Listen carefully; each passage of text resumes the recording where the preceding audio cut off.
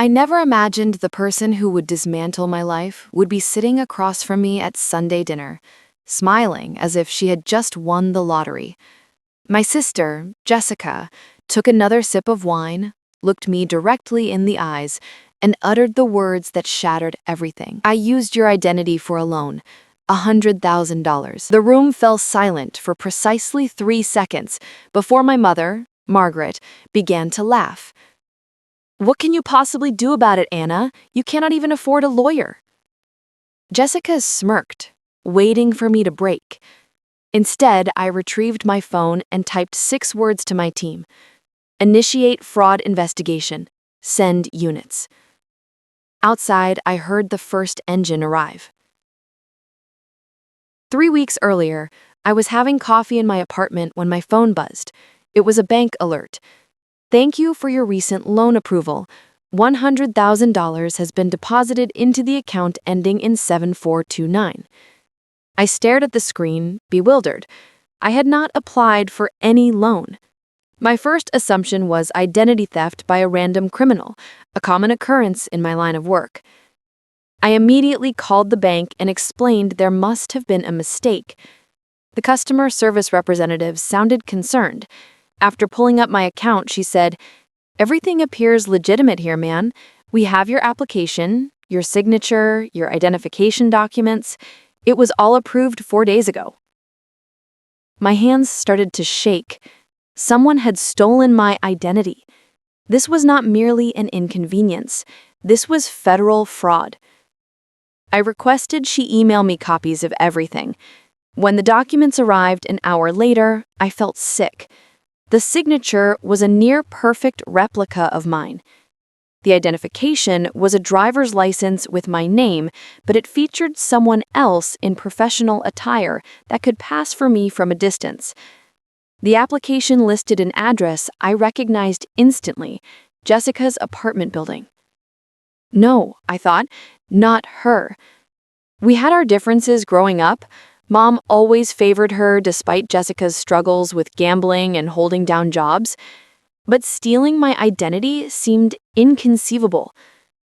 I told myself it was a coincidence, perhaps another resident in her building or a randomly chosen address. I needed more proof before I could entertain the idea that my own sister was capable of this. I began investigating quietly. As a federal banking investigator for the past decade, I possessed resources most people do not. I traced the email address used for the loan application. It was an old account Jessica had borrowed from me years ago when her own email was hacked. She had never returned it. I found this suspicious, yet not conclusive. Next, I checked the phone number on the application. It was a burner phone, activated 3 weeks before the loan was submitted and deactivated 2 days after its approval. A smart move. Whoever was responsible knew how to cover their tracks. However, I had one final resource: security cameras. I submitted a formal request to review the footage from the bank where the loan was processed. Given my authority in this active fraud case, the bank complied within 24 hours. I sat in my home office, opened the video file, and pressed play. The footage showed a woman entering the bank, dressed in a navy blazer and carrying a leather briefcase. She approached the loan officer's desk with confidence. The timestamp read 9:15 on a Tuesday morning. When the woman turned her face toward the camera to sign the documents, my heart stopped. It was Jessica, my own sister, wearing professional clothes I had never seen, smiling and chatting pleasantly with the loan officer as she handed over a fake driver's license bearing my name. The loan officer never suspected a thing. I watched the entire 20-minute interaction 3 times, hoping I was mistaken, that it was merely someone who resembled her. But no, the mole on her left cheek, the way she tucked her hair behind her right ear when nervous, the slight limp in her left leg from a childhood accident. It was undeniably Jessica. I closed my laptop and sat in silence for an hour. My sister had planned this. She had created counterfeit documents, studied my signature, walked into a bank, and committed federal identity theft without hesitation. The betrayal cut deeper than anything I had ever known. We shared a childhood. I defended her from school bullies. I lent her money when she was in need. And this is how she repaid me? Part of me wanted to call her immediately and scream, to demand an explanation. But another part, the investigator in me, urged patience, to gather all the evidence first and see how deep this went. So I remained silent. I told no one in my family. I continued my research and discovered the company that produced the fake identification. They were part of a larger network the FBI had been monitoring for 2 years. Jessica had unknowingly connected herself to a federal criminal operation.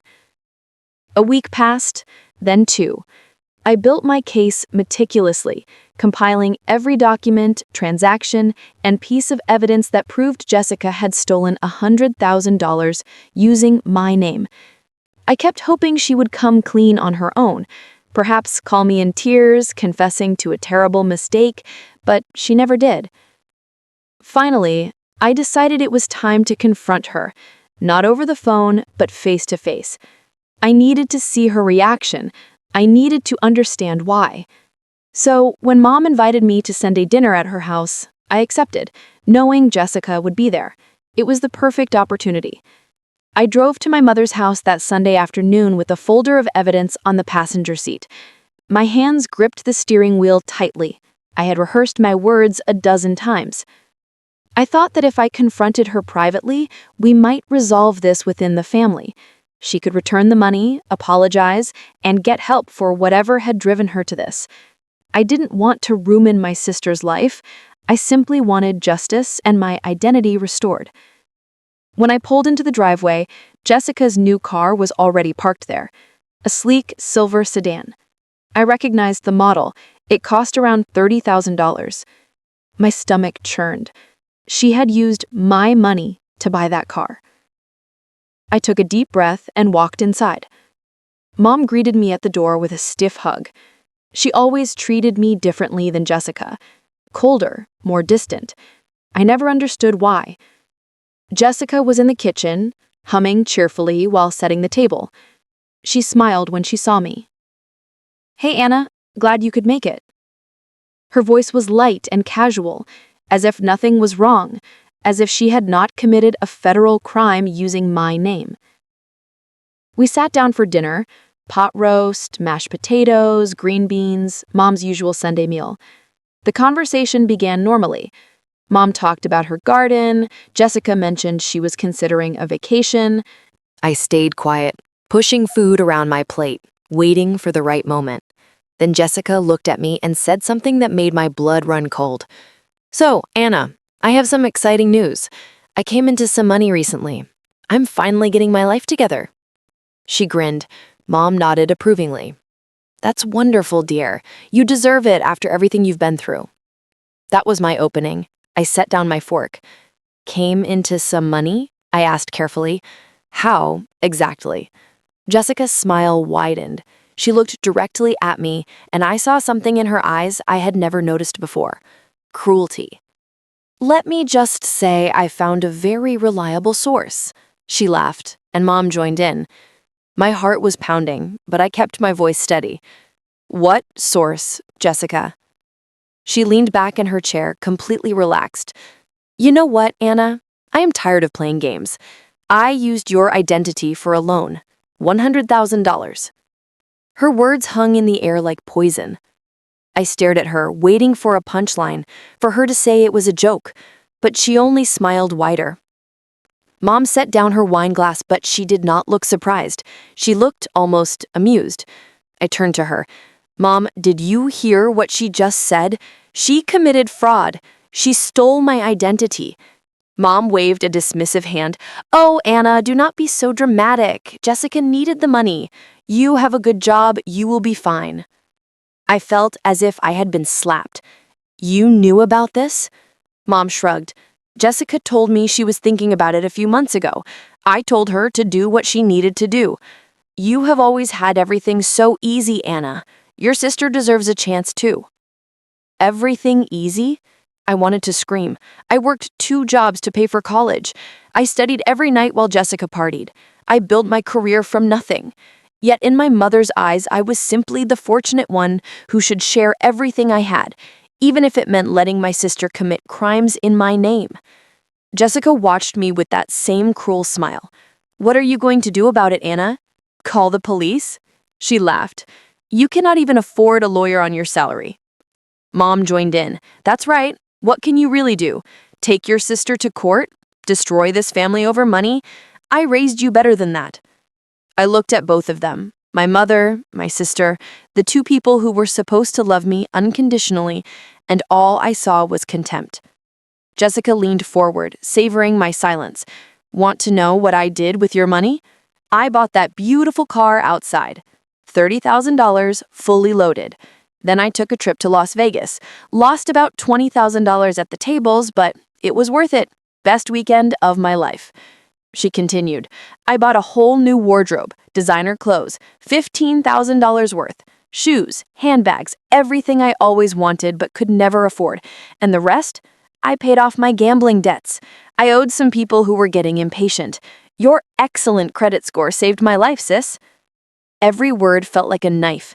She was not just admitting to fraud, she was bragging about it, flaunting it. She knew exactly what she had done and felt no remorse whatsoever. Mom nodded along as if Jessica were describing a successful business venture instead of a federal crime. Then Jessica dropped another bombshell. "You know what's funny? I have been planning this for 6 months. 6 months, Anna. I took your old documents from Mom's attic, your birth certificate, your social security card. Remember when you stored all your stuff here after college? Mom let me go through everything. I practiced your signature for weeks. Got it perfect. Then I found someone who makes fake IDs. Cost me $2,000, but it was a worthwhile investment." She pulled out her phone and showed me a photo. It was the fake driver's license. My name, her picture, professionally done and almost indistinguishable from a real one. I had it made 3 months ago. Walked into that bank like I owned the place. The loan officer never suspected a thing. She approved everything in under an hour. Jessica set her phone down. "I even opened 3 credit cards in your name, another $45,000. Did a little shopping spree online. You have great taste, by the way. Your credit limit was impressive." I felt the room spin. $145,000? The fraud was even more extensive than I had thought. She had not just stolen my identity once. She had systematically destroyed my credit, racked up debt I never agreed to, and used my name to fund her lifestyle for months. "And she know what's the best part?" Jessica continued. "I haven't tried to get a mortgage in your name for a nice little house. Unfortunately, that one got rejected. Apparently, I needed more documentation. But hey, 3 out of 4 is not bad." Mom was actually smiling. "Jessica, you are so resourceful. I always knew you were smarter than people gave you credit for." I stared at my mother in disbelief. She was praising her for committing fraud against her other daughter. This was no longer just betrayal, this was active hostility. Jessica leaned forward, savoring my silence. "So, Anna, here we are. You know everything now. What are you going to do?" She took a slow sip. "Sue me with what money? Hire a lawyer? You make what, $60,000 a year? After rent and bills, you have nothing." She laughed. "And even if you could afford it, do you really want to tear this family apart? Mom will never forgive you." Mom nodded firmly. "That's right. What can you really do? Take your sister to court? Destroy this family over money? I raised you better than that." I looked at both of them, my mother, my sister, the 2 people who were supposed to love me unconditionally, and all I saw was contempt. Jessica leaned forward, savoring my silence. "Want to know what I did with your money? I bought that beautiful car outside. $30,000, fully loaded. Then I took a trip to Las Vegas. Lost about $20,000 at the tables, but it was worth it. Best weekend of my life." She continued, "I bought a whole new wardrobe, designer clothes, $15,000 worth, shoes, handbags, everything I always wanted but could never afford. And the rest? I paid off my gambling debts. I owed some people who were getting impatient. Your excellent credit score saved my life, sis." Every word felt like a knife. She was not just admitting to fraud, she was bragging about it, flaunting it. She knew exactly what she had done and felt no remorse whatsoever. Mom nodded along as if Jessica were describing a successful business venture instead of a federal crime. Then Jessica dropped another bombshell. You know what's funny? I have been planning this for 6 months. 6 months, Anna. I took your old documents from Mom's attic, your birth certificate, your social security card. Remember when you stored all your stuff here after college? Mom let me go through everything. I practiced your signature for weeks. Got it perfect. Then I found someone who makes fake IDs. Cost me $2,000, but it was a worthwhile investment. She pulled out her phone and showed me a photo. It was the fake driver's license. My name, her picture, professionally done and almost indistinguishable from a real one. I had it made 3 months ago. Walked into that bank like I owned the place. The loan officer never suspected a thing.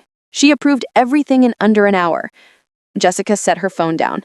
I even opened 3 credit cards in your name, another $45,000. Did a little shopping spree online. You have great taste, by the way. Your credit limit was impressive. I felt the room spin. $145,000? The fraud was even more extensive than I had thought. She had not just stolen my identity once. She had systematically destroyed my credit, racked up debt I never agreed to, and used my name to fund her lifestyle for months. And she know what's the best part? Jessica continued. I haven't tried to get a mortgage in your name for a nice little house. Unfortunately, that one got rejected. Apparently, I needed more documentation. But hey, 3 out of 4 is not bad. Mom was actually smiling. Jessica, you are so resourceful. I always knew you were smarter than people gave you credit for. I stared at my mother in disbelief. She was praising her for committing fraud against her other daughter. This was no longer just betrayal, this was active hostility. Jessica leaned forward, savoring my silence. So, Anna, here we are. You know everything now. What are you going to do? She took a slow sip. Sue me with what money? Hire a lawyer? You make what, $60,000 a year? After rent and bills, you have nothing. She laughed. And even if you could afford it, do you really want to tear this family apart? Mom will never forgive you. Mom nodded firmly. That's right. What can you really do? Take your sister to court? Destroy this family over money? I raised you better than that. I looked at both of them, my mother, my sister, the 2 people who were supposed to love me unconditionally, and all I saw was contempt. I reached into my purse, pulled out my phone, and began typing. Jessica watched me with amusement. What are you doing? Texting your boyfriend to cry about it? I did not respond. I finished my message and hit send. Then I set my phone on the table and looked at both of them with an expression I reserved for suspects in interrogation rooms. You made one critical mistake, Jessica. She rolled her eyes. What mistake? Getting caught? You already know there is nothing you can do. I smiled slightly. No, your mistake was not knowing who I really am. She frowned. What are you talking about? I have known you my whole life. Outside, I heard it. The low rumble of engines. Multiple vehicles drawing closer. Jessica glanced toward the window. What is that? The engines grew louder. Headlights flashed through the front windows. Red and blue lights began painting the walls. Jessica stood up, confused. What is going on? Mom went to the window and gasped. There are cars everywhere. Police cars. Not police, I corrected calmly. Federal agents. Jessica's face went pale. What? The doorbell rang. Actually, it was more like pounding. Heavy fists against wood. Federal agents, open the door. Mom looked at me with panic. Anna, what did you do? I stood up slowly. I did my job. Jessica backed away from the table. Your job? You work at a bank doing paperwork. What job? The pounding continued. I walked to the front door and opened it. Standing there were 2 people I had worked with for years. Agent Rachel Porter, 38, sharp eyes and sharper instincts. Agent David Miller, 42, built like a linebacker but with a mind for financial crimes. Behind them were 6 more agents and 2 police officers for backup. Rachel looked at me. Special Investigator Anna, we are here as requested. Jessica's gasp behind me was audible. Special investigator? I turned to face my sister. Yes, Jessica, special investigator. I am a federal banking investigator. I have been for 10 years. I do not work in a bank doing paperwork. I investigate financial fraud for the federal government, identity theft, money laundering, banking crimes. That is what I do. The room went silent except for the sound of agents filing into the house. Mom grabbed the wall for support. You are what? I kept my eyes on Jessica. I work for the federal government investigating financial crimes. The reason I never told the family was for security purposes. Most of my cases involve organized crime. It is safer if people do not know what I really do. You and Mom just assumed I had a boring office job. I never corrected you. Jessica started shaking. You are lying. This is a bluff. Rachel stepped forward. She is not lying. Special Investigator Ana Martinez has been with our division for 10 years. She has successfully closed over 100 cases involving banking fraud. She is one of our top investigators. When she reported your case 3 weeks ago, we took it very seriously. David added, especially when we realized the fake ID you used came from a supplier we have been tracking for 2 years. You just gave us the break we needed to take down an entire network. Jessica stumbled backward. I did not know. I just needed an ID. I found someone online. That someone, I said coldly, is part of a federal criminal organization that has defrauded over 300 people in the last 18 months alone. You connected yourself to them the moment you bought that fake license.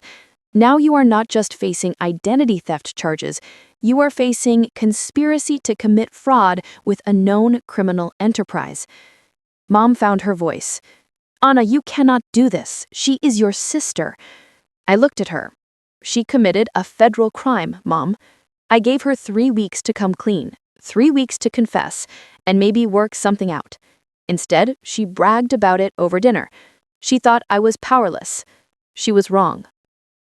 Jessica dropped to her knees. I will give the money back. All of it. Please, Ana, I made a mistake. Rachel pulled out handcuffs. A mistake is forgetting to pay a bill, Miss Martinez. What you did was premeditated fraud. 6 months of planning, multiple crimes.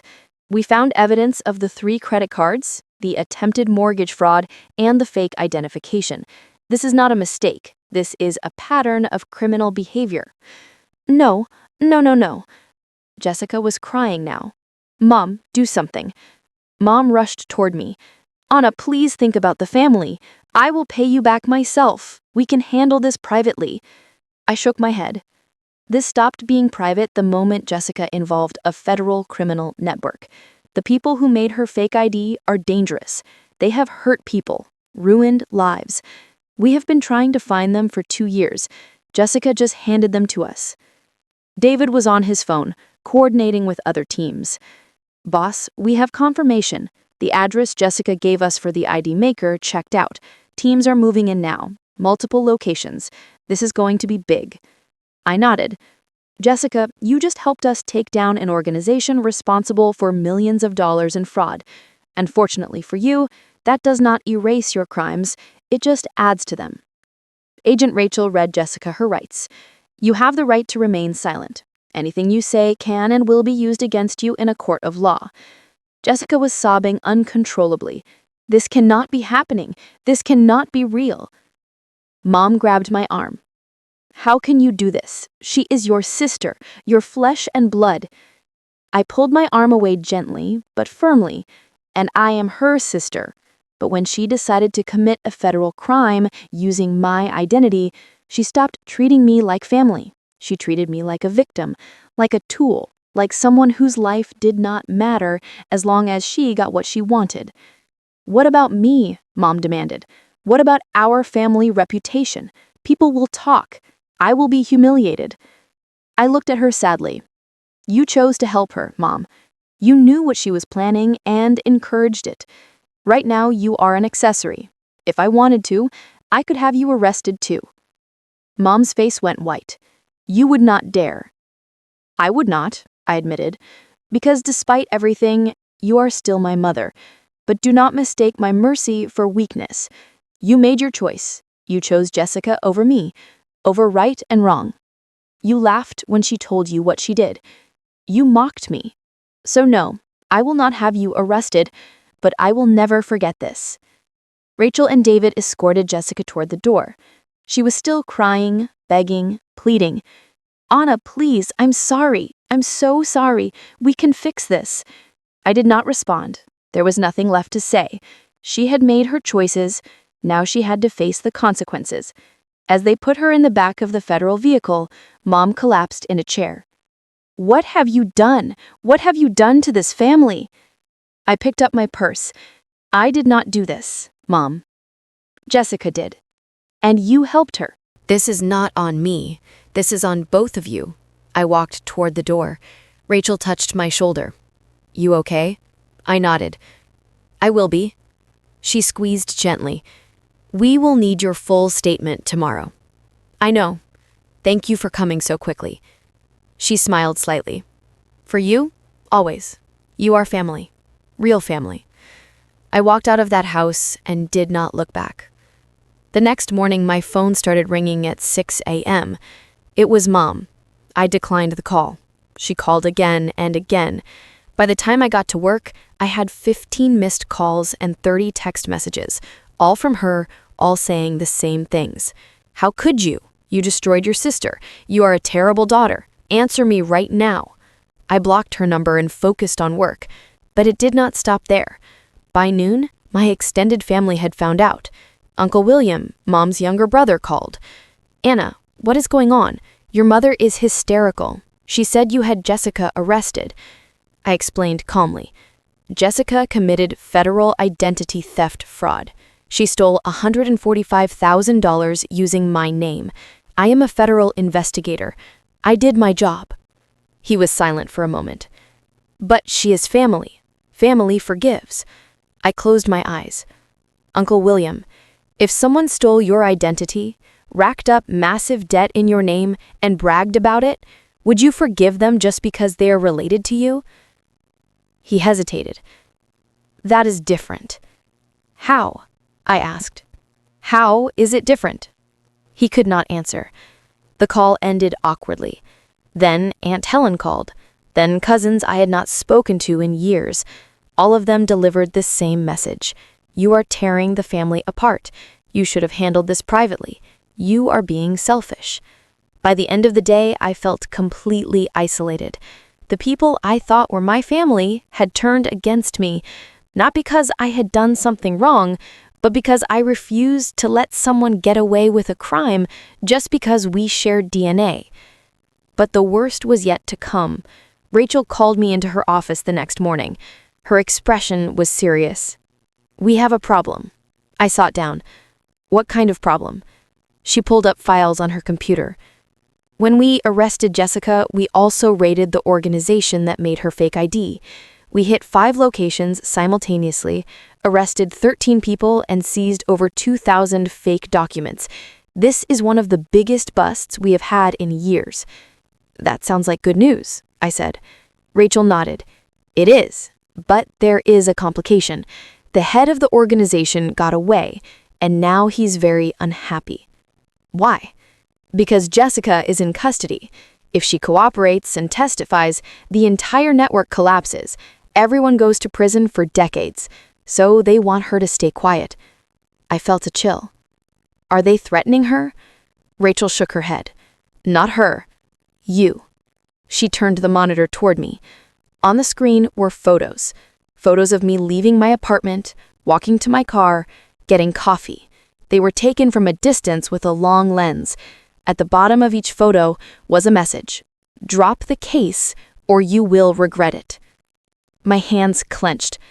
They are threatening a federal agent? David walked in. "It gets worse. Your car was vandalized last night.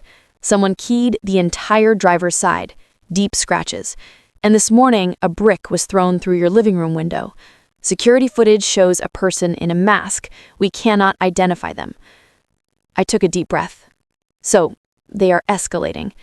Rachel nodded. "We are putting you in protective custody." No, I said immediately. I am not hiding. This is exactly what they want. David crossed his arms.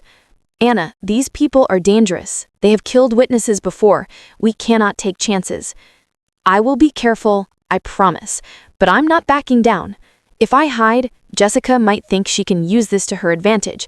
She might refuse to cooperate, hoping the charges get dropped.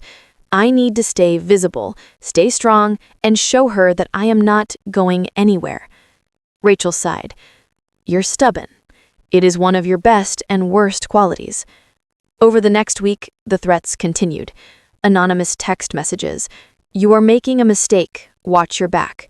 Strange cars parked outside my apartment building. Once I found a note taped to my door. Last warning. I reported everything to the team, but we could not trace the sources. These people were professionals. Then Mom did something that made everything worse. She hired a lawyer for Jessica, not just any lawyer, but James Patterson, one of the most expensive defense attorneys in the state, known for getting white-collar criminals reduced sentences or acquittals. I heard about it from Rachel. Your mother sold her house to pay for it. She's all in on defending Jessica. I felt a pang of sadness. Mom loved that house. She had lived there for 30 years. She had sold it to save the daughter who committed crimes while abandoning the daughter who was the victim. It hurt more than I wanted to admit. The lawyer reached out to me directly. Mr. Patterson called my office. Miss Martinez, I represent your sister, Jessica. I would like to discuss a possible resolution to this matter. I kept my voice professional.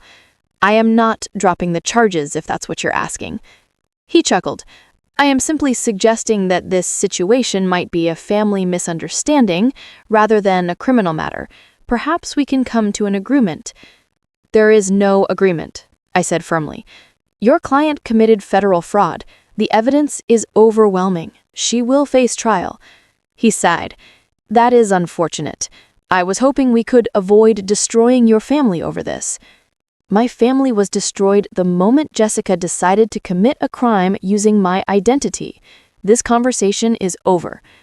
He called back the next day with a different approach. Miss Martinez, I have spoken with your mother. She is willing to pay restitution in full if you agree to drop the charges. Think about what this will do to your relationship with your family. I laughed bitterly. My relationship with my family? They sided with the criminal over the victim. There is no relationship left to save. But it was not just the lawyer. Mom started a campaign. She called every relative, every family friend, everyone we knew. She told them I was being cruel and vindictive, that I was using my position to hurt Jessica out of jealousy. Some people believed her. I started getting messages from people I barely knew. You should forgive your sister. Family is everything. You are being heartless. The isolation was crushing. I went to work, came home, and repeated the cycle. I stopped answering calls from unknown numbers and avoided social media where distant relatives posted about the importance of family forgiveness. I felt utterly alone. Then, 2 weeks after Jessica's arrest, Mom sent me a letter. Not an email or a text, but a handwritten letter. In it, she wrote that if I did not drop the charges, she would disown me completely. You will no longer be my daughter. I will tell everyone you are dead to me. Jessica made a mistake, but you are making a choice. Choose your career over your family, and you lose us forever. I read the letter 3 times, then placed it in a folder with all the other evidence. Because that letter proved something important. It proved my mother cared more about protecting a criminal than supporting a victim. It proved that in her eyes, I was expendable. And it proved I was making the right choice, even if it was the hardest choice of my life. The preliminary hearing was scheduled for a Thursday morning. I arrived at the courthouse early, dressed professionally and carrying my briefcase with all the evidence neatly organized. Jessica was already there with her lawyer, Mr. Patterson. She looked different, thinner, tired, her eyes red from crying. When she saw me, she tried to approach. Anna, please, we need to talk. Mr. Patterson put a hand on her shoulder. Not now, Jessica. I walked past them without a word and sat on the opposite side of the courtroom. Mom arrived a few minutes later, sitting directly behind Jessica. When our eyes met, I saw nothing but hatred. Pure, undiluted hatred. It was like looking at a stranger. The mother who raised me was gone, replaced by someone who blamed me for holding her favorite daughter accountable. The hearing began. The prosecutor laid out the charges: identity theft, fraud, conspiracy with a criminal organization. The evidence was presented: bank statements, security footage, the fake identification, and Jessica's own confession at dinner, which I had recorded on my phone without their knowledge. Mom gasped when she heard that. "You recorded us at a family dinner?" I did not respond. The judge reviewed everything carefully. Mr. Patterson argued this was a family dispute being blown out of proportion, that Jessica had made a poor decision but did not deserve federal charges. The prosecutor countered that Jessica had committed premeditated fraud involving multiple crimes over several months and had connected herself to a dangerous criminal network. The judge was not sympathetic to the defense. "This is clearly a case of calculated criminal behavior. Bail is set at $50,000. The trial date will be set for 6 weeks from now. Court is adjourned." Mom immediately stood up and posted bail using money from the house sale. Jessica was released within hours. During the lunch recess, I decided to go back to Mom's house. I needed to retrieve some documents I had stored there years ago. Personal records, tax information, things I had left in the attic when I first moved out. I still had a key. I let myself in, went upstairs, and started searching through old boxes. That is when I found it. A small metal box hidden behind some holiday decorations. It was locked, but I recognized it. It was Mom's memory box, where she used to keep important family documents. I should not have opened it, but something compelled me. Perhaps instinct. Perhaps fate. I picked the simple lock and lifted the lid. Inside were old photos, baby pictures of Jessica and me, report cards, awards, and underneath all of that, a stack of letters. I pulled them out and started reading. My hands began to shake. These were letters from the State University, from 10 years ago, addressed to Jessica Martinez. "Congratulations, you have been awarded a full academic scholarship." I stared at the letter, confused. Jessica never went to college. She always said she wasn't smart enough, that only I had received scholarships. I kept reading. There were 3 letters total, all scholarship offers, all full rides, all sent to our mother's address, and all dated the same year I received my scholarship. Jessica had been accepted. She had been offered the same opportunities I did, but she never knew. I went through more papers and found a notebook in Mom's handwriting. It was a journal. I flipped to the entries from 10 years ago. The ink was faded but readable. "Today, I received scholarship letters for both girls, Anna's and Jessica's, but I can only afford to support one of them through college, books, housing, living expenses. Even with scholarships, there are costs. I have to choose." My heart was pounding. I kept reading. "I have decided to support Anna. She has better grades, better test scores. She will be more successful. Jessica is too flighty, too irresponsible. If I tell her about the scholarship, she will just waste the opportunity. Better to let Anna have it. I will hide Jessica's letters. She does not need to know." I felt sick. Mom had deliberately hidden Jessica's scholarship offers. She had sabotaged her own daughter's future. Then in later entries, I read something even worse. Jessica asked me today why Anna got a scholarship and she didn't. I told her that Anna worked harder, that Anna was smarter, that the university only wanted Anna. Jessica cried. She thinks Anna took her spot. Good. Let her think that. It will motivate her to try harder in other ways. Mom had lied. She had pitted us against each other.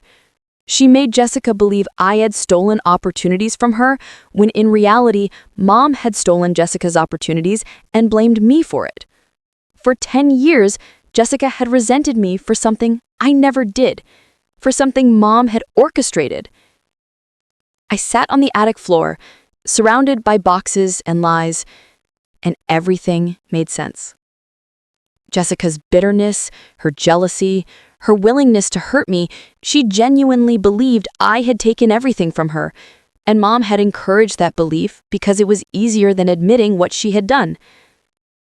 I took the letters in the journal and drove straight to the courthouse. I found Jessica in the hallway with Mr. Patterson. "I need to talk to you alone." Mr. Patterson frowned. "My client should not speak with you without counsel present." "I am not here as an investigator." I said quietly, "I'm here as your sister." She looked at me with suspicion, but nodded. We stepped into an empty conference room. I set the letters on the table. "You were accepted to college, Jessica. A full scholarship. 3 different schools. All 10 years ago."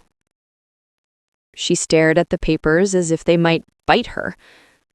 "What are you talking about?" I pushed them toward her. "Mom never told you. She hid these letters. She made you think you weren't good enough, that I got opportunities you didn't. But that was a lie. You had the same chances I did. Mom just chose to hide them from you." Jessica picked up the letters with shaking hands. She read them slowly, her face shifting from confusion to shock, then to devastation. "Why would she do this?" I showed her the journal entries. "Because she thought I would be more successful. She chose to invest in me and sabotage you. Then she made you believe it was my fault. She wanted you to resent me instead of her." Jessica dropped into a chair. All these years, I thought you had everything and I had nothing. I thought you were the favorite, the golden child. And it was Mom." She looked up at me, tears streaming down her face. "You did not know." I shook my head. "I had no idea she did this. I thought you just chose not to go to college. I thought you were not interested." Jessica put her head in her hands. "I wanted to go so badly. I asked her every day if any letters came for me. She told me no. She told me I was not smart enough, that schools did not want me. I believed her, and I hated you for succeeding where I failed." "But you did not fail," I said gently. "You were never given the chance." We sat in silence for a long moment. Then Jessica spoke, her voice broken. "That does not excuse what I did to you." "I know," I replied, "but it explains it." She wiped her eyes. "Does it matter? I still committed fraud. I still ruined your credit, stole money. I am still going to prison." I did not know what to say, because she was right. Understanding the reason behind her actions did not erase the actions themselves. I stood up. "I thought you deserved to know the truth." Jessica nodded slowly. "Thank you. That is more than I deserve from you." I left the room and walked back to my car. I sat in the driver's seat for 20 minutes and cried. For the sister I could have had. For the relationship we might have built if Mom had not poisoned it from the start. I cried for all the wasted years. That evening, I went to confront Mom at the hotel where she was staying since selling the house. I knocked on her door. She opened it, saw me, and tried to slam it shut. I put my foot in the way. "We need to talk." She glared at me. "I have nothing to say to you." I held up the journal and the letters. "But I have something to say to you." Her eyes widened. "Where did you get those?" "From your memory box, the one you thought was hidden forever." I stepped into the room. "You destroyed Jessica's future. You hid her scholarship letters.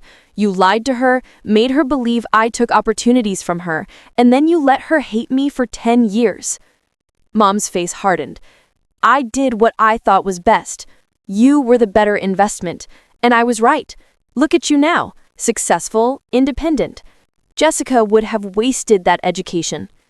I laughed bitterly. "So you decided for her, took away her choice, turned her against me, and now you wonder why she became someone who commits fraud? You taught her that lying and manipulation are acceptable."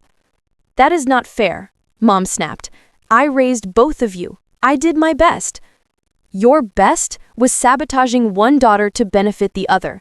Your best was creating a rivalry that did not need to exist. Your best was letting Jessica believe a lie for a decade. Mom's face softened.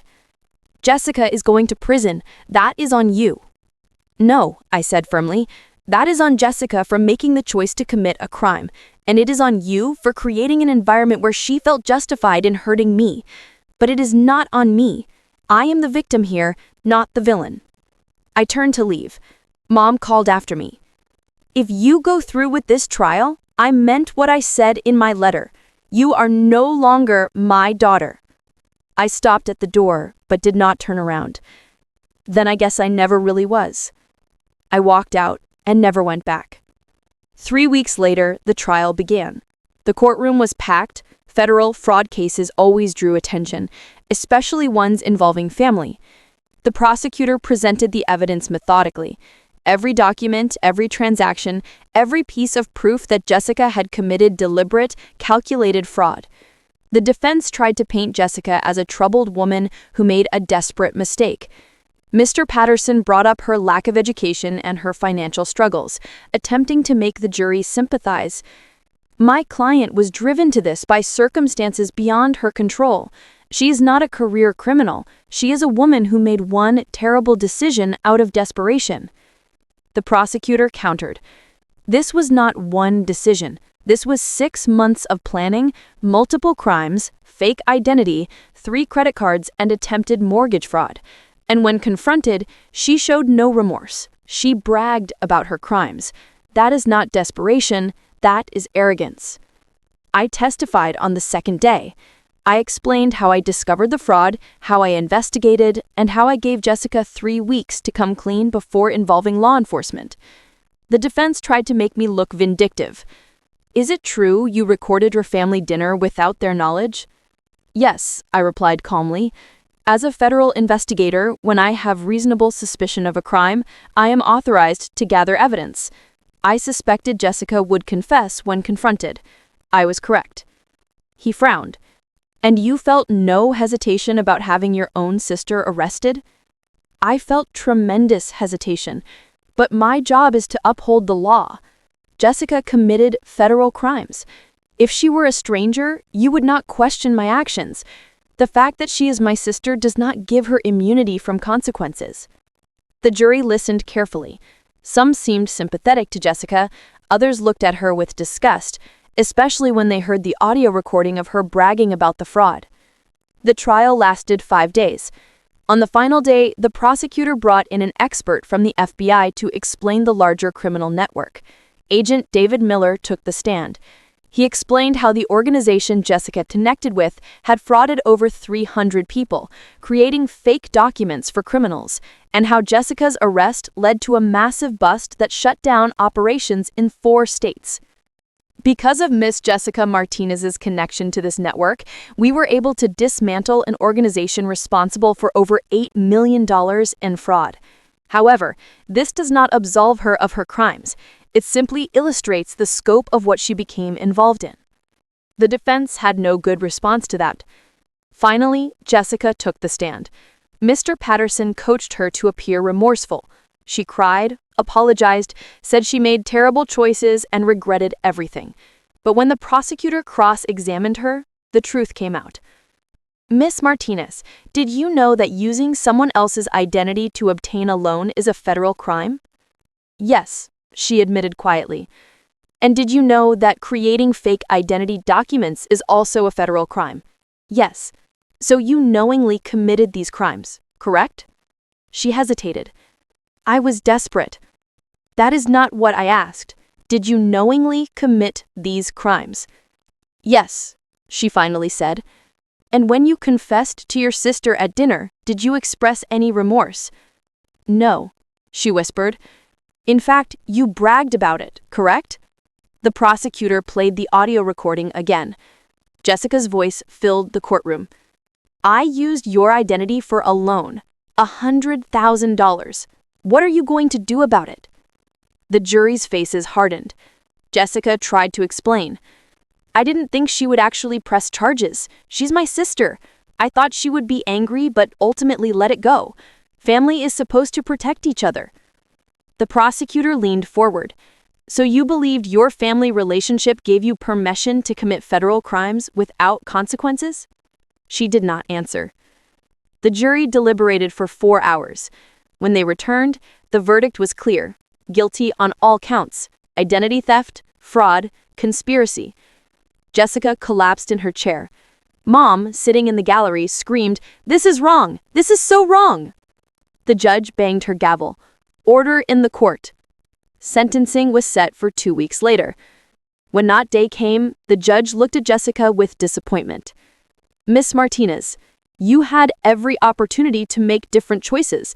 Instead, you chose to commit serious crimes against your own sister. You showed no remorse until you were caught and attempted to justify your actions by blaming others.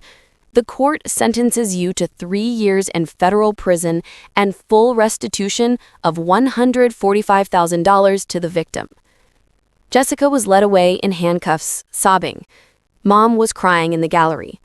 Relatives who had shown up looked uncomfortable. Some seemed to finally understand the seriousness of what Jessica had done, while others still glared at me as if I were the villain. I sat in the courtroom after everyone left. I should have felt victorious. Justice had been served, but I just felt empty. My sister was going to prison. My mother hated me. My family was destroyed. Yes, I had done the right thing, but it came at a cost I was still processing. As I gathered my things to leave, someone touched my shoulder. I turned. It was Jessica. She had asked the marshals for 1 minute. They stood nearby, watching carefully. Jessica's hands were cuffed in front of her, her eyes red and swollen. "I need to tell you something," she said quietly. "What?" She took a shaky breath. "I knew you were an investigator." "What?" I stared at her. "Mom told me 6 months ago when I started planning this. She warned me to be careful because you work in federal banking, but I thought I was smarter than you. I thought I could get away with it because I am your sister and you would not want to destroy the family." I felt like I had been punched. "You knew?" She nodded. "I knew, and I did it anyway. I thought I could outsmart you, use our relationship as protection. I was wrong." She looked down. "I am sorry, Anna. Not sorry I got caught. Sorry for what I did. Sorry for hating you all those years for something that was not your fault. Sorry for being so stupid and selfish." It was not the eloquent apology I might have imagined, but it was honest, and that was all I could ask for. I did not hug her. I did not say, "I forgive you." I just said, "Thank you for saying that." She nodded. "I deserve everything that is happening to me. I know that now." The marshals led her away. I watched her go, feeling a strange mix of sadness and relief. As I left the courthouse, Mom was waiting outside. She approached me, her face twisted with anger. "Are you happy now? You destroyed your sister. You destroyed this family. You chose your career over us." I stopped and looked at her. Really looked at her. "No, Mom. I chose justice over injustice. I chose truth over lies. And I chose self-respect over being a doormat for people who do not value me. You made me choose. Jessica made me choose. And I chose to stand up for myself." She stepped closer. "If you walk away from us, you have no family." I smiled sadly. I had no family the moment you hid Jessica's scholarship letters 10 years ago. I had no family the moment you laughed when she confessed to fraud. I had no family the moment you told me you would disown me for holding a criminal accountable. So I am not losing anything I actually had. She raised her hand as if to slap me, then lowered it. "You are making a mistake, Anna. One day you will regret this." "Maybe, but I will regret it a lot less than I would regret letting myself be a victim forever." I walked to my car and drove away.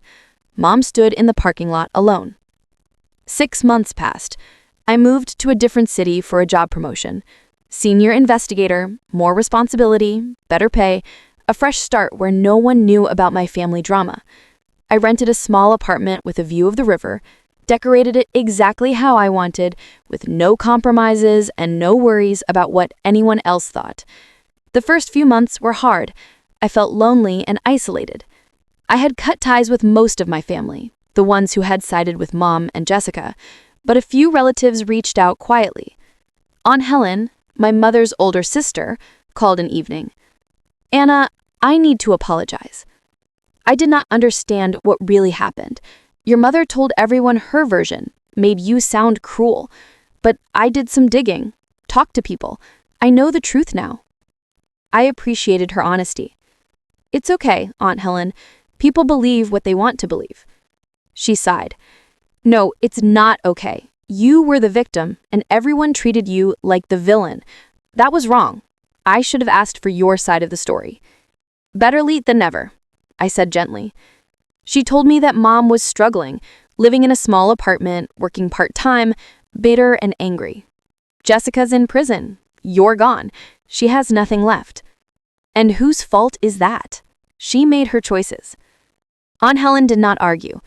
"You're right. I just wanted you to know that some of us see things clearly now. If you ever need family, I'm here." It was a small comfort, but it mattered. Work became my focus. I threw myself into cases, helped shut down 2 more fraud rings, and protected countless people from financial crimes. My team became my family. Rachel, David, and the others. They had my back in ways my blood relatives never did. One day I received a letter. It was from Jessica, forwarded through the federal prison system. I almost threw it away without reading it, but curiosity won. I opened it. The handwriting was shaky.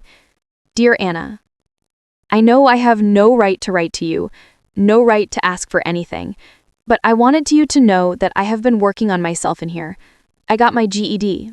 I'm taking college courses through a prison program, learning about business and finance. Ironically, I've had a lot of time to think, to understand what I did and why. Mom visited once, spent the whole time talking about how unfair it is that I'm here, how you should have protected me. I told her to stop, told her this is my fault.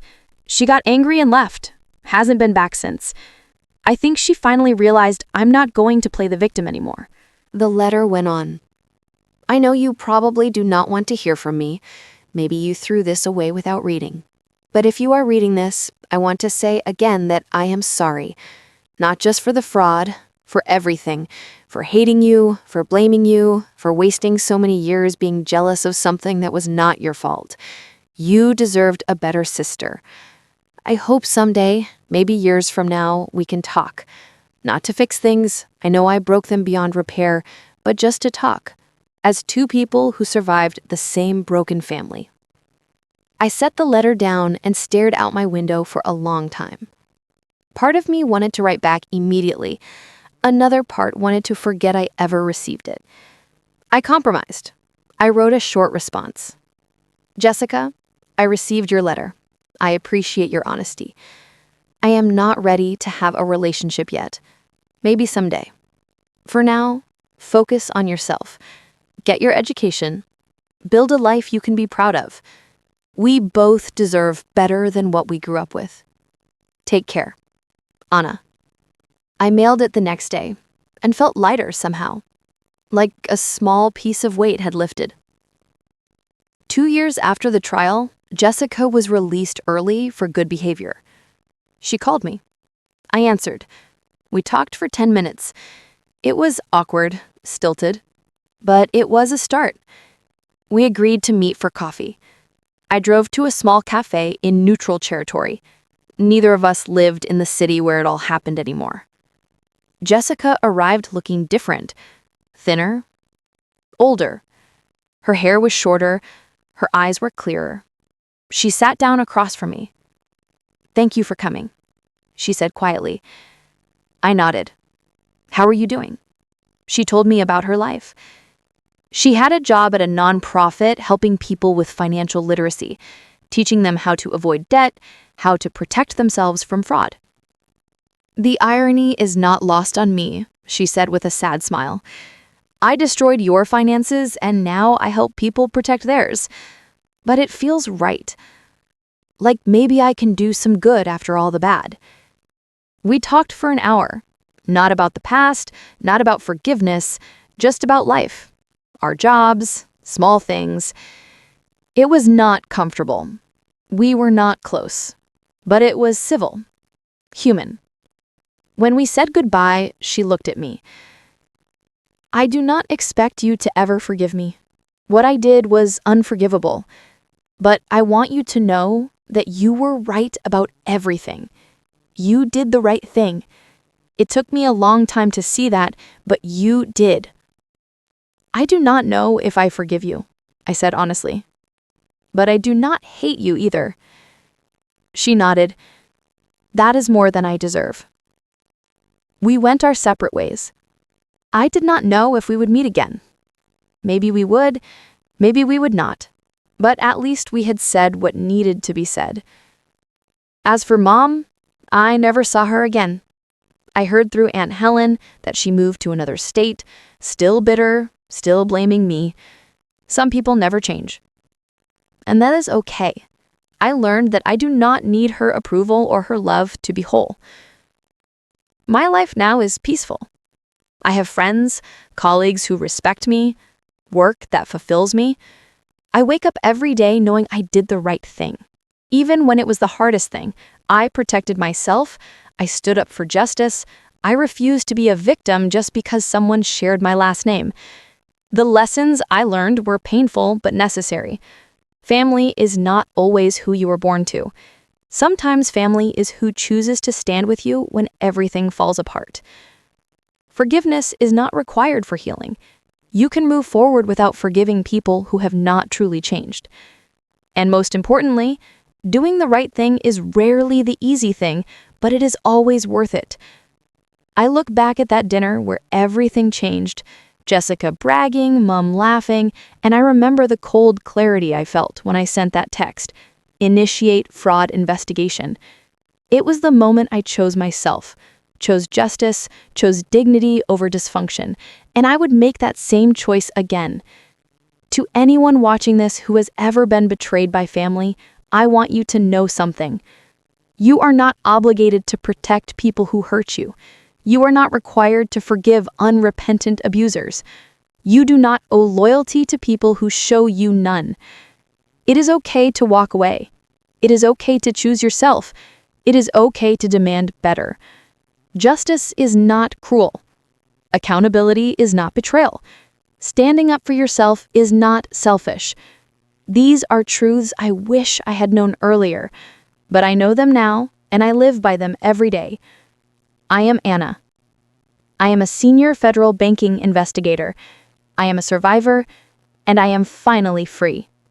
Now I want to hear from you.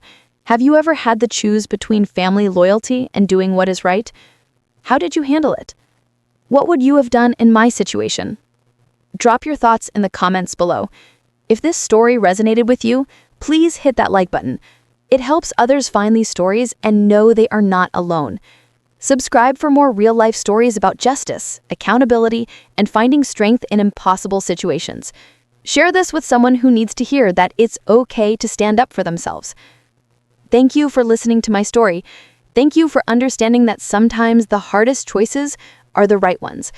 And thank you for being a part of a community that values truth over comfortable lies. I wish you all the courage to stand up for yourselves, the wisdom to know your worth, and the peace that comes from living with integrity. Take care of yourselves. You deserve it.